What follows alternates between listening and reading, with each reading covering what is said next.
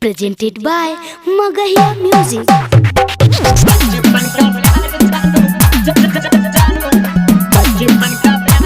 Music by DJ Kanchan Raj Muzaffarpur.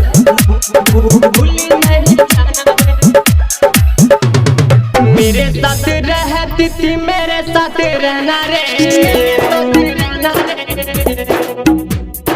मेरे साथ रहती थी मेरे साथ रहना रे, बचपन का प्यार जानू भूल नहीं जाना रे, मुझको पसंद तेरे साथ मर जाना रे, बचपन का प्यार जानू भूल नहीं जाना रे,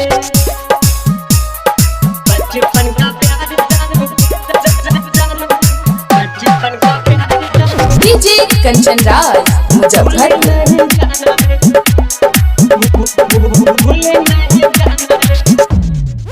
सच्चा है जानू मेरा प्यार रे, झूठा नहीं है तेरा यार रे, सच्चा है जानू मेरा प्यार रे, झूठा नहीं है तेरा यार रे, अपना सनम के तू खोना नहीं पाना रे,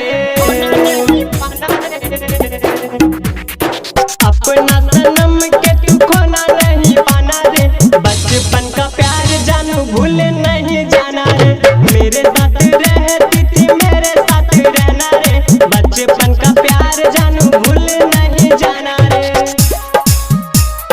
बचपन का प्यार जानू बचपन का प्यार